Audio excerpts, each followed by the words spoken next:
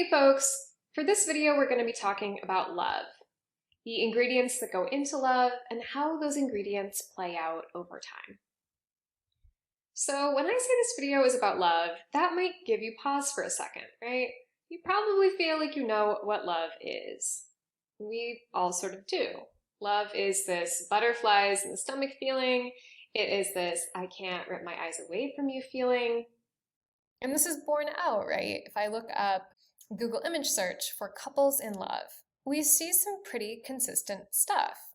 We see a lot of people engaging in really close physical contact, skin to skin, or sort of nuzzling each other's faces, a lot of deep eye contact. And let's not even get into the fact that we're seeing a lot of young, very sort of generically attractive, heterosexual white couples, right? Topic for another day. But does this generic image of love necessarily encapsulate everything that could really qualify for this term? Does this image of love include things like that couple that you might know who almost act a little bit more like best friends, right? They're very goofy together, they do a lot of really fun, casual stuff, but maybe don't show a lot of physical passion? What about a couple that's been together for 10 years and their lives are more about their kids and packing lunches and arranging play dates than about making out with each other?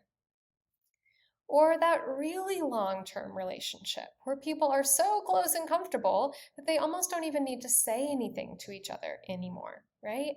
That very low-key, deep, kind of steady, comfortable relationship. Where does this fit, right, in our vision of what love is? So I think that one of the best models, one of the most powerful models for understanding love is Robert Sternberg's triangular model. And the central insight of this model is exactly what we've just been talking about. The idea that love is not just one thing. To use the metaphor of ice cream flavors, this is not just strawberry.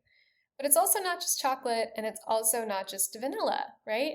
It's recognizing that love can be different blends or combinations of these different flavors for different people in different relationships at different points in time. And for Sternberg, instead of these ingredients being chocolate, vanilla, and strawberry, instead they are passion, intimacy, and commitment, which can each be combined in kind of different proportions and different combinations to produce meaningfully distinct kinds of love.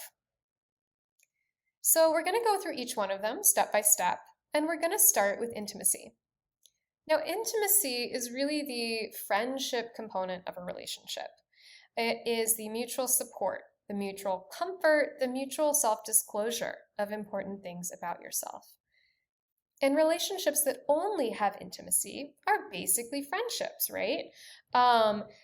This would be a relationship where we would say you like the person, but it doesn't necessarily have to be romantic. Now, turning to passion. This is very different. This is much more about the physical, the sexual attraction, but also the desire, the yearning for closeness, almost maybe wanting to merge with the other person. Or in some cases, verging on obsession, just like how deeply drawn you feel towards them. Relationships that just have passion, without having that mutual support and friendship and knowledge of each other, but also without having strong commitment, we would just call that infatuation. That might be like short fling or a one-night stand.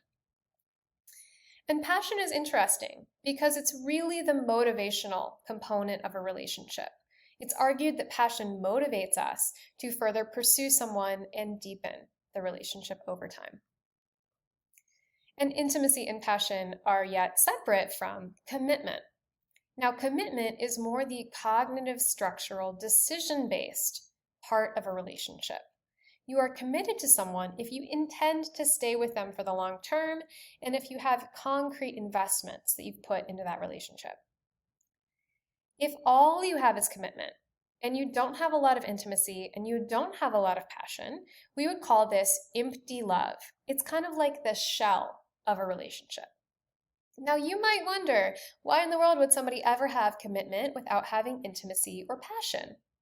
Well, this is likely to reflect one of two things. The first could be a very traditional model of like an arranged marriage, where two people have the structural commitment of matrimony, but they don't know each other deeply, so they can't be intimate, and they may not have a lot of attraction yet, so they're not passionate, but they do have commitment.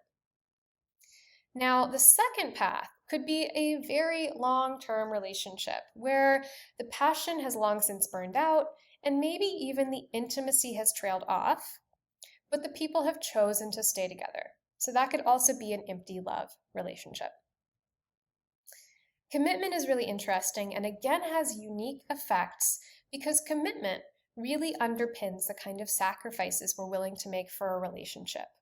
It is highly committed people who are the most willing to do things like move to another city or country for their partner, or even to forego other options, including like tempting alternatives, the temptation of infidelity, and so on. So I have said that these different ingredients can blend together in different combinations, kind of like the, chocolate vanilla soft serve ice cream. Well, here's what those combinations look like. We've already talked about just having liking, just having empty love, or just having infatuation. When you have the combination of intimacy and passion, we call this romantic love. And this is like the classic young lovers situation. So maybe two people gotten to know each other a couple months ago. They are head over heels crazy about each other. They've also quickly shared everything there is to know about their hopes and dreams. So they have intimacy. But maybe they don't have commitment because of their youth, the phase of life they're in. Maybe it's a summer fling. For whatever reason, there's not the strong intent to persist in that romance. In contrast, if you have passion and commitment, but not intimacy, we would call this fatuous love. This would be like the classic Romeo and Juliet whirlwind marriage. Two people meet, they are instantly crazy about each other, they have the passion, but they haven't known each other long enough to have true, deep friendship or intimacy. And yet, that passion is so strong that it has pushed them to make a almost premature commitment to one another, deciding to get married after, let's say, 5 days of knowing another person. So, again, classic example is Romeo and Juliet. A more modern take might be Pete and Ariana, RIP. If you only have intimacy and commitment, we would call this companionate love. And this is actually a really common, really important kind of love. This is sort of like the classic long-term marriage, deep friendship relationship, where you know the other person like the back of your hand, and you absolutely intend to stay with them, but maybe that hot, fiery passion is no longer there. That would be companionate love. And the highest peaks of relationship success come when you experience intimacy and passion and commitment all at the same time. Sternberg calls this consummate love. He argues that our culture really idealizes consummate love. And gosh, who wouldn't want all of that, right? These all sound like wonderful things, kind of like the, strawberry vanilla and chocolate Neapolitan ice cream. Sadly, it's hard to actually have all these things at the same time, at least not for very long. And the reason for this is that each of these components tend to ebb and flow on very different time courses throughout the life of a relationship. It's probably going to be no surprise to you to learn that passion tends to peak early, tends to accelerate really quickly through the first weeks and months of getting to know somebody else. And after a year or a year and a half or 2-3 years, that passion may already have started to burn out.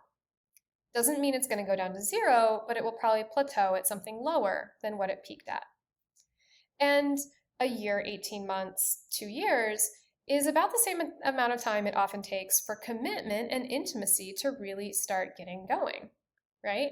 You might not be ready to make really long-term commitments to somebody until you have known them for at least 2 years, 3 years, 4 years. And so for this reason, people typically are not at their highest levels of each of these things all at the same time. But the good news is there actually are some extremely long-term couples who still stay pretty passionately in love. And so they probably are showing consummate love. And our evidence for this comes from some neuroscientific work done by Bianca Acevedo and her colleagues. And she was actually doing fMRI, so functional magnetic resonance imaging, brain scan studies of newlyweds versus long term couples. So she put out newspaper advertisements looking for couples who were married for either very little time or more than 10 years, who said that they were still deeply in love with each other. And she looked at their brain activation as they were in an fMRI machine looking at a snapshot photo of their lover. And she found that the people who had been married a very long time, but still said they were passionately in love, had brain scans that looked remarkably similar to the people who were newlyweds, right? Who were in the first flush of their love for each other. And in particular, they showed really similar levels of activation in areas associated with reward and pleasure, so that those dopaminergic centers that light up when we eat good food or, with stimulating drugs. There's also similar activation in the caregiving centers, so the parts of our brain associated with really being concerned for another person, loving another person. So not all love is the same. Not even all romantic love is the same. Different kinds, different relationships have different blends of ingredients like passion and intimacy and commitment, which combine in really interesting ways. And as nice as it would be to have all these things at 100% all the time, it's actually really hard to maintain all of them all at once. But there is some evidence that for some lucky couples, passion can be maintained for a long time in a romantic relationship.